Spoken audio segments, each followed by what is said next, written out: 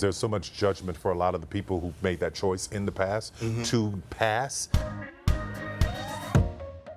I have to admit something. So I saw the trailer, and I'm talking about it on my show. I host a nightly entertainment show. And I'm like, I can't wait to watch this film. I'm watching it as soon as I can. It's about a black man falling in love with a white woman in the deep South. And who knows where Tyler's gonna go with it then. Then I'm watching the film like, oh. Not that at all. Oh, wait a minute. Got him. Right? Yeah. So I wanted to admit that just so you know, the experience is going to differ with this audience. Yes. And I'm just so excited for people to actually get to watch it so we can talk about it. So we'll start with you, Mr. Perry. You wrote this film quite a while ago. Yeah. What made it now the right time to release it? Excuse me. I think what made it this the right time is just a lot of things that I was seeing in America and where we are. There's this political movement to kind of water down, erase, homogenize, and rewrite the history of black people in America. And I thought, you know, this is a time to tell this story because there are a lot of people who experience this kind of love, this kind of sadness, this kind of pain.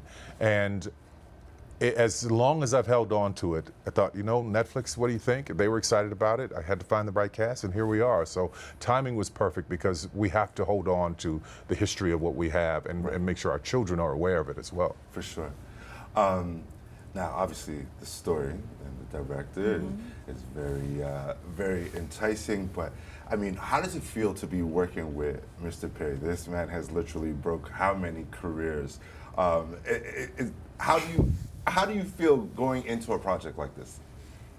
I mean, it was surreal. I feel beyond blessed. I mean, this opportunity came at a time in a lot of, the time after the pandemic, a lot of people were unsure where their next paycheck was going to come from, unsure where their next opportunity to perform. Especially Broadway and stage, yes, where you come from. Coming from, I mean, for us specifically, the majority of the work that I've done in my life has been on stage. And so to come out of this time when I had no idea when I was going to get to do what I loved again, to then get to do it on this level, with such a icon of American entertainment and American culture in general was mind-blowing. It still is. This whole opportunity from start to now has just felt like some kind of dream, really.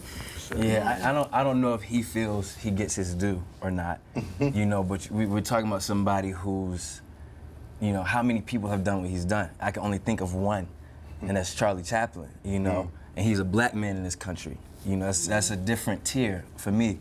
One of my cousins made me cry this morning because I have a big family. I'm from Virginia, and I have 10 aunts. I have uncles too, thankfully.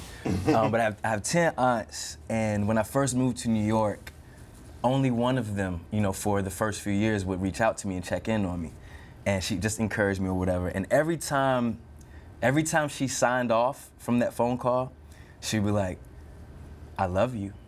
And just remember, just like Tyler Perry, you can always write your own, right? Wow. And to be at this juncture, with him, and Solea, more specifically with him, I can't speak to that other than the story. I just, it feels divine. It feels like the alignment is real, and I'm just grateful. I'm grateful. You know what? Shout out to your aunt. I feel like she spoke All that 10, into your life. all 10. She definitely spoke and that. she's no longer with us, so it meant something to me to read that message from my cousin this morning. Wow. And it just kind of centered me, Beautiful. I feel great. Absolutely, and it is divine. His hands are always, always in it. His hands are always in it. Of course, Don't you ever forget.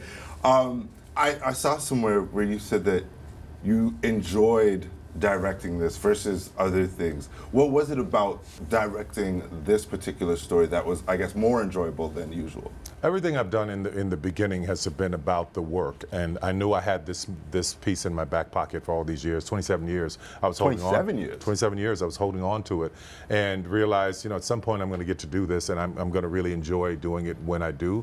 But for for what I had to do in the beginning, because as a black person, especially in American Hollywood, if you have a flop, you don't get a lot of opportunities. So this being a period piece, and a few years ago, this thing could have never happened, you know, as recently as 10 years. So I wanted to make sure I was doing what I knew worked with my audience, Right. to reaffirm the hits, to make my studio and business concrete so that I can get to this place. So when I got into directing Jazzman and having this incredible talent pool to work with, I was able to relax and just enjoy every shot. I wanted every shot to be a photograph. They came with such intention. They were intentional on everything in understanding the characters and being the characters. It just made it all amazing. No, it felt real. I started off our conversation by telling you guys what happened to me. I pegged it wrong. And I said it on TV so we can actually go get that clip, unfortunately for me. But I wanted to talk to you about you specifically, Solea, because you're playing this character, but in real life, this is who you are as well. Is this an art mimics life moment for you? I remember the first conversation that we had when you called. I'd sent in my tape, and Tyler called me to just let me know that he loved my audition, which in and of itself, I was like, okay, well, if nothing else, wow. But I have found, you know, our industry is based, you know, it's based so much on the visual of what we look like. And living in America, race is very polarizing, white and black. So I think mixed race people kind of find themselves, especially in our industry, having to, you know, pass as one thing or another, fit into someone's box of what they are. And I think I can count on one hand, the number of opportunities I've had to audition for roles that are actually me. So to take up space as myself in a story is an opportunity that I have had twice in my professional career. A lot of times I am cast as, like, you know, what was typically the white girl before. They're like, you know, they choose somebody who's a little bit off that or slightly different. And that's what I told Tyler. I was like, to exist as myself within a story is a really incredible experience, because you don't have to try to be anything you're not. And through the research of learning about this character and this character within this time in American history, I learned so much about the history of people like me. I thought I was kind of like this modern person dealing with modern emotions, and because no one really, you know, like your parents don't have the same experience that you do. You know, like your whole household is people with different experiences of their identity. And so through this experience, I learned the history of mixed race people. I learned that there's a whole clandestine, unwritten history of people who were forced to kind of decide who they were, and, you know, leave behind their family, leave behind and kind of betray their true selves in order to live a safer life. You know, and that's like a part of American history that I think is glossed over. I never learned about it in school. No one ever taught me, and mostly because it was hidden. People just had to kind of throw away one part of themselves in order to, you know, take care of themselves and their family. And so I learned a lot. I got a whole renewed sense of self and identity through this process, which I think is the most you can really ask. It's beautiful. of any job, And this is exactly why I said I can't wait to talk about this, because there's so many conversations. Imagine I'm watching a film and I'm saying, this is a film about a black experience that I know nothing about. Yes. And excuse me? Yes. I'm a black man. I think I'm the master of my black experience. And I'm looking at the screen going, humbly, I need to listen. And that is what I'm hoping a lot of people take away, because there's so much judgment for a lot of the people who made that choice in the past to pass. But Solea said safety. It was not only about safety, which was an important thing, but also a shot at a better life for your family and your future, because you could be white. You could pass as white if you had been what they would have thought fortunate enough to be born with skin that could allow you to fit in anywhere. And look at Carol Channing. Look at some of the people in our history that have done it. It's really shocking to see. I mean, obviously, for me, I'm watching the film and I'm taking this away. What was your, I guess, maybe takeaway from this as well? just the grace and patience that Mr. Perry, extended towards me, Mr. Perry, I was Tyler on set. No, you were not. No, you were not. No, you were not. Oh, you're calling Mr. Perry I now? always call him I'm Mr. Perry. joking. He always does. He always does. He always. Respect, because we don't. Let's be clear about this. I don't feel like he gets his due. Okay. And we not over in London. We don't. We don't have something where people get knighted. Right. And but real talk, if he was over there, it would Right. be Sir Tyler Perry, based on his accomplishments and achievements in the industry. I don't know about that, but okay. I think so. I'm gonna put that out there. His grace and patience that I learned. I'm in a position that I've desired to be in. I've wanted this, for some time, to lead a film, and I come from the theater, and this is not my first film. This is not my second time in front of the camera. This business is very interesting, but I've wanted to be in this seat, and I know that I have so much to learn, and I'm willing to learn. And when somebody's willing to impart information, when they see that you may not understand something in the present moment, just to, instead of writing you off, to give care and like, look, I see what you're doing, Right. and that's fine. Right. But go this way. Right. I need those nudges. We all need those. Yeah, absolutely. You know how lucky you are, brother? Yeah, I'm definitely blessed. We all need those. Yeah, and I'm just working with this guy and just the stuff that he was willing to impart. That's the biggest blessing of it all. For so. sure. Obviously there's so many conversations. I mean, we could talk about, passing and what that means. And in the history of that for so long, I gotta be strategic with my time here. Yes. So I was thinking about it and I kind of just sat back for a second. I was like, okay, you get a chance to talk to Tyler Perry. What do you want to talk to him about?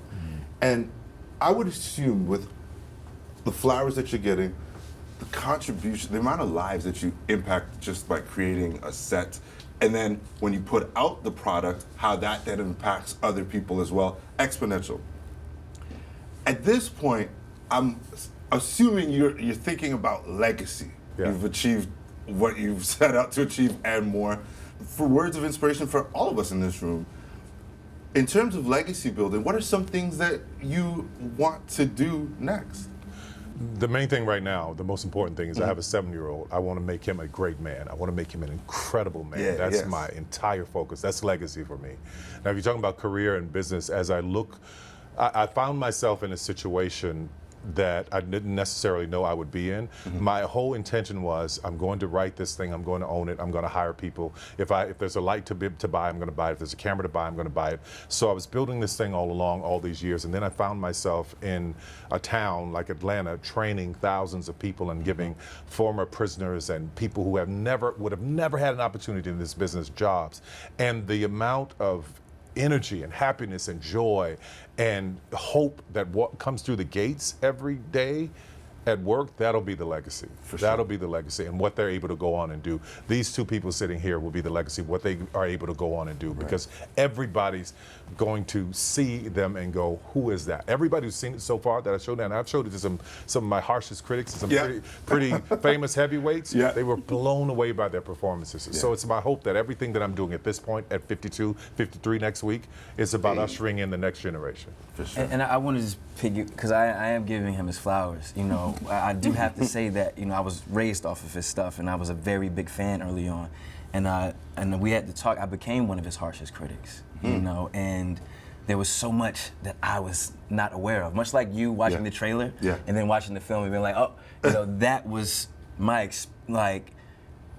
there are people, we just don't know what somebody's up to, what's really going on, and grace, patience, care. One thing he had said to me, he said, imagine if you held on to your criticisms. I was like, yeah, I wouldn't be here. He was like, that's right, you wouldn't be here. And I believe that what I learned through that, the anecdote, what's it called? The moral of that story was, and it hit me 2 weeks ago, as I always want somebody to make space for my personal growth and artistic growth. And I learned through that experience, you never know how making space for someone else's growth might benefit your own.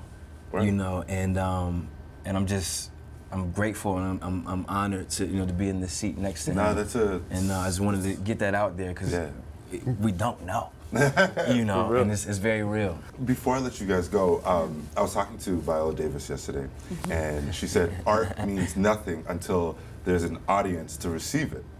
And we went on We went on to talk about why it's important to come out and see these films, and especially if it's a black cast, and it's not just for black people. Everybody got to come see it so that we can continue. Anyhow, I wanted to ask, when I thought about that, I wanted to ask you guys all, what do you hope people feel when they watch this? For me, I've given up on having hopes for people watching my films, because art is very much an expression. Like, you walk in and you see an abstract painting, and I'm going, you paid $100 million for that? I don't even know what you like, lines and round circles. You know, and then I'll see something else that somebody does, and I go, wow, this really speaks to me, it moves me, and they go, oh, that's worthless. So it's about whatever people.